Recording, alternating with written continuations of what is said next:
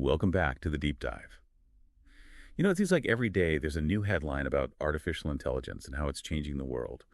But today, we're going beyond the hype to explore something truly groundbreaking: the rise of large language models, or LLMs, and the incredibly sophisticated intelligent agents they're powering. Absolutely. We're not just talking about simple chatbots anymore.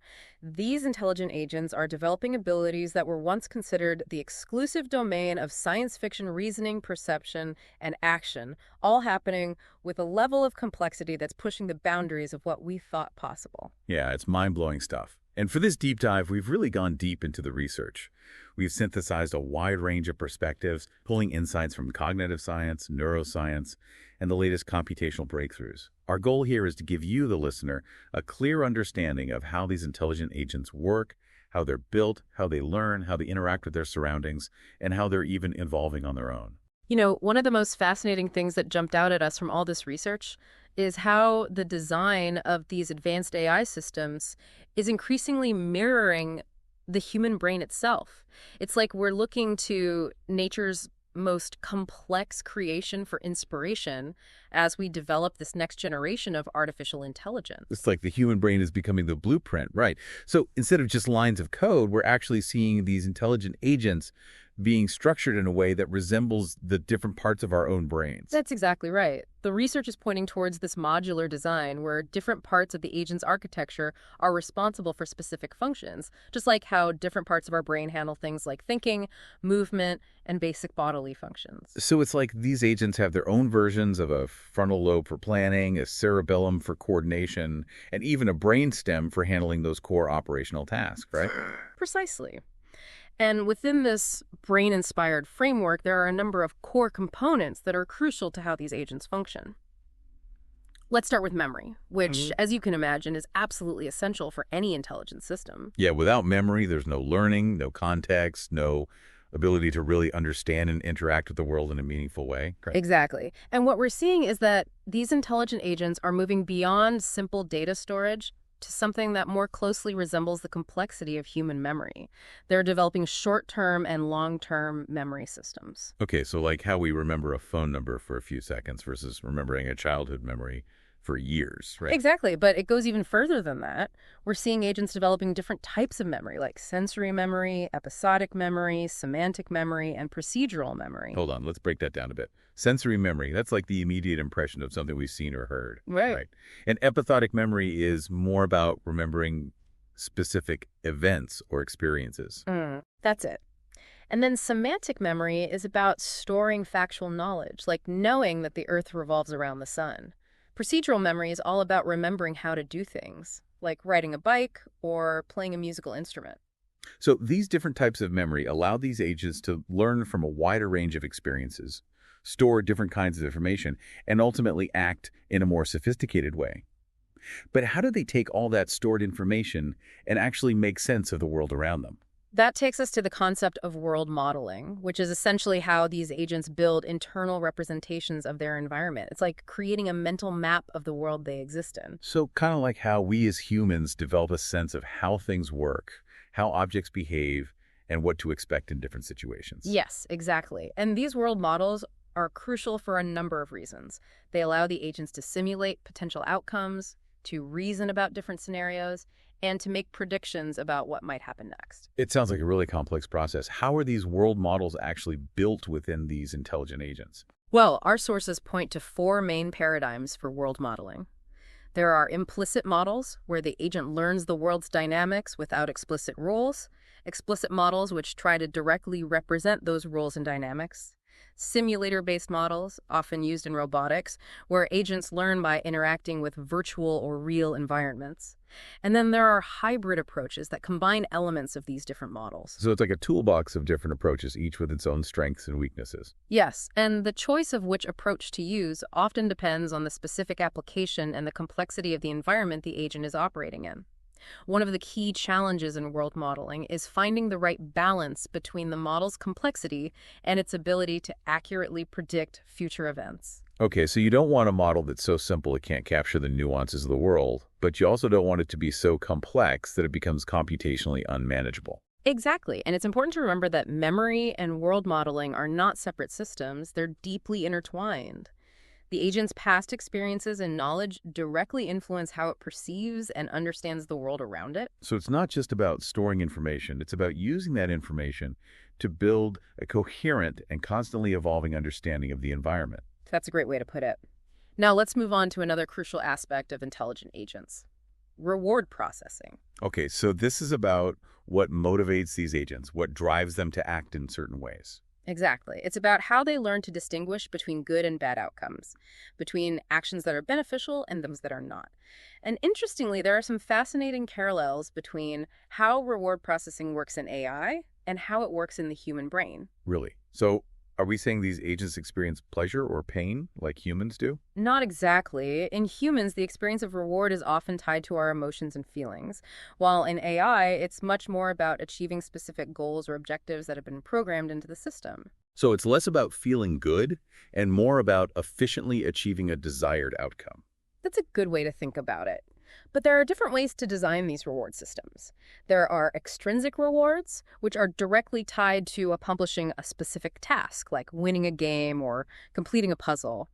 And then there are intrinsic rewards, which are more about encouraging exploration and learning, even if there's no immediate external benefit. So extrinsic rewards are kind of like getting a gold star for completing an assignment, while intrinsic rewards are more about the satisfaction of figuring something out on your own. That's a good analogy. And there are different types of intrinsic rewards, like curiosity-driven rewards, which encourage the agent to explore new and unknown situations, and information gain rewards, which incentivize actions that lead to learning and reducing uncertainty. It sounds like there's a real art to designing these reward systems to make sure they guide the agent towards the desired behaviors without leading to any unintended consequences. That's exactly right. One of the key challenges in AI research is making sure that the reward system is properly aligned with the intended goals, because if it's not, you can end up with an agent that optimizes for something that wasn't intended. Right, like an AI that's supposed to be helpful but ends up being manipulative because it's been programmed to prioritize maximizing its own success over all else. Be precisely. And this brings us to another fascinating and somewhat controversial topic: the idea of emotion-like systems in intelligent agents. Now, this is where things start to get really interesting, maybe a little unsettling for some people. Are we talking about giving AI actual feelings? Not quite. The idea is not to create robots that can feel sadness or joy in the same way humans do. Instead, it's about incorporating theories of emotion into the agent's decision-making processes. This could involve creating internal states that influence the agent's behavior in a more consistent and interpretable way. So it's more about giving the agent a kind of emotional intelligence that allows it to respond to situations in a more nuanced and contextually appropriate way. Exactly. It's about moving beyond purely logical decision-making to something that takes into account a wider range of factors, including things like empathy, trust, and even a sense of fairness. It sounds like we're still in the very early stages of understanding how to incorporate emotions into AI, but the potential benefits are enormous. Now, let's shift gears a bit and talk about perception. How do these intelligent agents perceive the world around them?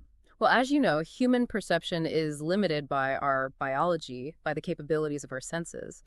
But AI can process information at speeds that far surpass our own. Yeah, they're not limited by things like the speed of neural impulses or the resolution of our eyes, right? Exactly.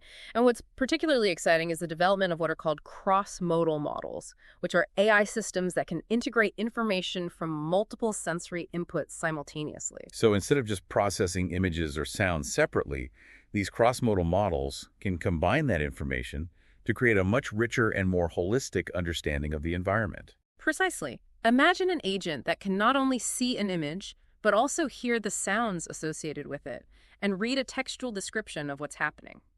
By combining all that information, it can achieve a level of understanding that goes far beyond what any single sense could provide. It's like giving these agents a kind of superhuman perception, right? And Yeah. how are these cross-modal models being developed? What are some of the key advancements in this area? Well, we're seeing a lot of exciting work in areas like text-image integration, where agents are learning to connect words with the visual representations they correspond to, as well as text-audio integration, and even models that combine audio, vision, and language.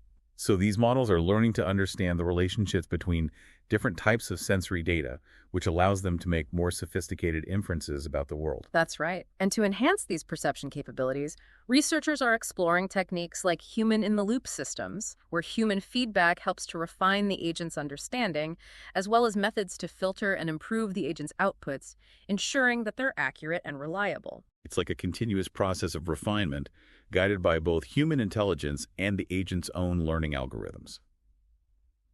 Now let's talk about the other side of the coin, action. How do these agents actually take action in the world based on what they've perceived and learned? That's the role of the action system, which determines how the agent interacts with its environment. And there are various approaches to how these agents learn to act.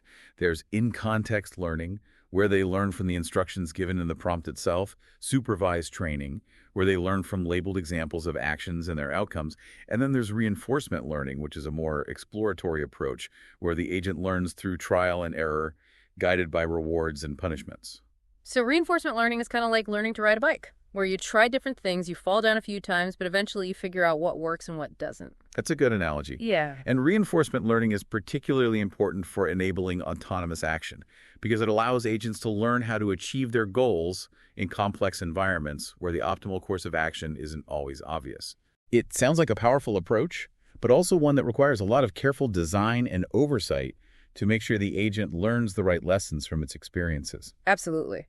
And one of the key trends in AI research is the increasing use of external tools to enhance the agent's action capabilities. This is what's known as tool-based action. So it's like giving these agents a toolkit that they can use to solve problems in a more efficient and sophisticated way. Precisely. These tools can range from scientific instruments and software applications to more general-purpose tools like search engines and calculators. The idea is that the agent learns to identify the appropriate tool for a given task and then uses it effectively to achieve its goals. It's like teaching these agents to be resourceful and to leverage the vast array of tools that are available to them, just like humans do in our everyday lives. That's a great way to put it. And this brings us to another really exciting area of research, self-evolution in intelligent agents. Okay, now this sounds a bit like science fiction. Are we talking about AI systems that can rewrite their own code and become super intelligent? Not quite like that. Self-evolution in this context is more about the agent's ability to improve its own performance over time without direct human intervention. It's about creating systems that can learn from their experiences, adapt to new situations, and even optimize their own internal structures and processes. So instead of humans constantly tweaking and refining the AI is becoming more capable of self-improvement. Exactly. And this is driven by a number of factors, including the increasing automation of machine learning processes and the development of new algorithms that allow agents to learn more efficiently and effectively. What are some of the specific ways these agents are evolving on their own? Well, one area of focus is prompt optimization, which is about finding the best ways to instruct these models to achieve desired outcomes. There's also work being done on workflow optimization, which is about improving the efficiency and effectiveness of how multiple AI components work together to accomplish complex tasks. So it's like the AI is learning to better manage itself, to streamline its own internal processes? That's a good way to think about it. And it's not just about optimizing existing components. We're also seeing research into how AI can dynamically create new tools to enhance its capabilities for specific tasks. So the AI is not just using tools that humans have created, it's actually coming up with its own tools to solve problems in new and innovative ways. Exactly. And there are metrics being developed to evaluate how effective these agents are at using existing tools and creating new ones. This is a really exciting area of research because it suggests a level of autonomy and creativity that we haven't seen before in artificial intelligence. Now, how do these self-improvement processes actually happen? What are the different learning paradigms involved? Well, our sources outline three main scenarios for self-improvement. Online learning, where the agent continuously improves based on immediate feedback from its interactions. Offline learning, where the agent is trained on large data sets in a more structured way. And hybrid approaches that combine both. So online learning is kind of like learning on the fly, while offline learning is more like studying for a test. That's a good analogy. And hybrid approaches allow the agent to benefit from both types of learning, which can lead to more robust and adaptable performance. Now, what about knowledge expansion? How do these agents expand their knowledge base as they evolve? Knowledge expansion is an ongoing process where the agent acquires and integrates new information into its existing understanding of the world. This can involve things like reading text, processing images, or interacting with other agents. And how does all this new knowledge get incorporated into the agent's existing world model? Well, that's where things get really interesting. There's a lot of research being done on how to create AI systems that can effectively manage and integrate vast amounts of information, drawing inspiration from fields like cognitive science and information theory. It sounds like a real challenge to create systems that can not only store massive amounts of data, but also make sense of it all and use it effectively. Absolutely. And one of the most exciting applications of knowledge expansion is in the realm of autonomous scientific discovery, where AI systems are being developed that can generate hypotheses, design experiments, and analyze data to make new scientific discoveries. So instead of just being tools for scientists to use, these AI systems are becoming scientists themselves. That's the idea. And we're already seeing promising results in areas like drug discovery, material science, and even fundamental physics. Of course, there are still limitations, particularly in areas requiring deep quantitative symbolic reasoning, where human expertise and guidance remain essential. It sounds like we're on the verge of a new era of scientific discovery, powered by both human ingenuity and artificial intelligence. Now, let's shift gears again and talk about what happens when you have not just one intelligent agent, but multiple agents working together. That takes us into the fascinating world of multi-agent systems, or MAS, where the focus shifts from individual intelligence to collective intelligence. So instead of just one agent trying to solve a problem, you have a team of agents working together, pooling their knowledge and skills. Exactly. And this is where things start to get really interesting, because you have to consider not just the capabilities of each individual agent, but also how they interact and coordinate with each other. What are some of the key concepts and challenges in designing and managing these multi-agent systems? Well, one of the key concepts is heterogeneity, which means having agents with different specializations and capabilities. This allows the system to tackle more complex problems by breaking them down into smaller tasks that can be handled by agents with the relevant expertise. So it's kind of like building a team of experts, each with their own unique skills and perspectives. Precisely. And then you have to consider how these agents communicate and coordinate with each other. This involves designing agent interaction protocols that specify how they exchange information, negotiate tasks, and resolve conflicts. It sounds like there are a lot of parallels to human teamwork and collaboration. Absolutely. Yeah. And in fact, many of the principles of multi-agent systems are inspired by how humans work together in groups. But there are also unique challenges that arise when you're dealing with artificial agents, such as ensuring that they can effectively share information, that they can trust each other's actions, and that they can adapt to changing circumstances. What are some of the different ways these agents can collaborate with each other?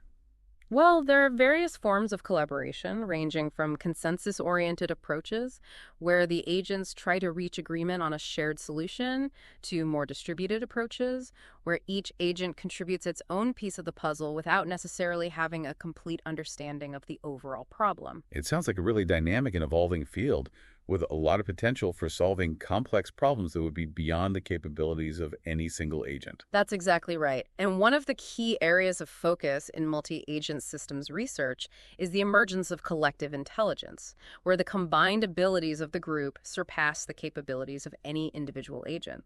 So it's like the whole becoming greater than the sum of its parts. Precisely. And this brings us to the important question of how to evaluate the performance of these multi-agent systems. Yeah, how do you measure the success of a team of AI agents?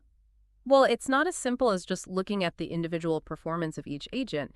You have to consider things like how effectively they're collaborating, how efficiently they're using resources, and how well they're adapting to changing circumstances. It sounds like a complex challenge, requiring new metrics and evaluation methods. Absolutely. And there's a lot of active research in this area, developing new benchmarks and tools for assessing the performance of multi-agent systems.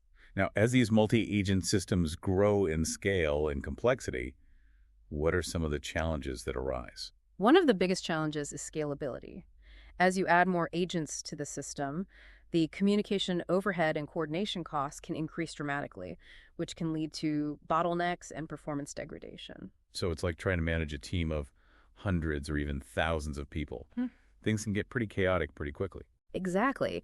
And to address this challenge, researchers are exploring different architectural approaches, such as centralized, decentralized, and hybrid models, as well as techniques for optimizing the network of interactions between agents. It sounds like a constant balancing act between maximizing the benefits of collaboration and minimizing the costs of communication and coordination. That's a great way to put it. Now, this brings us to a topic that's absolutely crucial when discussing any form of advanced artificial intelligence: safety. Yeah, with all this talk of self-evolving AI, collective intelligence, and superhuman capabilities, it's natural to wonder about the potential risks involved. Absolutely. And our sources dedicate a significant amount of attention to this issue.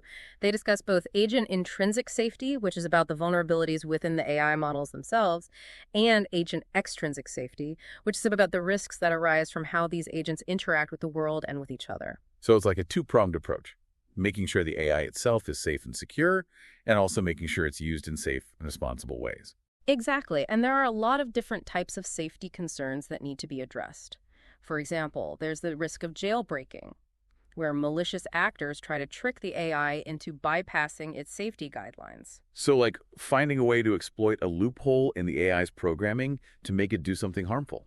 That's right. And then there's the risk of prompt injection attacks, where harmful instructions are embedded within seemingly innocuous input. It's like sneaking a virus into a computer system by disguising it as a friendless file. Exactly. And there are also concerns about data poisoning attacks, where attackers try to corrupt the AI's training data or even insert hidden backdoors that can be exploited later. It sounds like a constant arms race between those trying to make AI safe and secure and those trying to find ways to exploit it. That's a good way to put it. And then there are the extrinsic safety concerns, which involve how these agents interact with the world and with each other.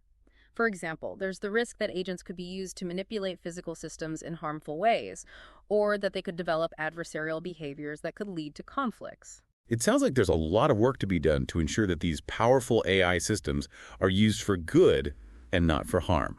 Absolutely. And one of the most promising approaches to addressing these safety concerns is what's known as superalignment, which is essentially about ensuring that the goals of highly advanced AI remain aligned with human values, even as their capabilities far exceed our own. So it's about making sure that these super intelligent AI systems are on our side, so to speak. Exactly. It's about anticipating the potential risks of superintelligence and developing safeguards to mitigate those risks. It sounds like a daunting challenge, but also one that's absolutely essential to address if we want to ensure a safe and beneficial future for artificial intelligence. I couldn't agree more. And this brings us to the end of our deep dive into the world of intelligent agents. I hope you found this exploration as fascinating and thought-provoking as we have. Me too. It's clear that we're on the cusp of a new era in artificial intelligence, one that holds immense promise, but also significant challenges. As these intelligent agents become increasingly integrated into our lives, it's essential that we engage in open and honest conversations about their potential benefits and risks. Well said. And for you, the listener, understanding these core components, these self-evolution mechanisms, this collaborative potential, and these critical safety considerations provides a crucial foundation for navigating this rapidly evolving landscape. And it leaves us with a question that I think will be at the forefront of AI research and development for years to come. How do we ensure that these increasingly powerful technologies are used for good, that they enhance human well-being, and that they contribute to a more just and sustainable world? That's the ultimate challenge, and one that will require collaboration and innovation from experts in fields ranging from computer science and engineering to ethics, philosophy, and social sciences. It's a journey that we're all on together, and one that I believe holds the potential to shape the future of humanity in profound and transformative ways. Thanks for joining us on this deep dive. It's been a pleasure. Until next time.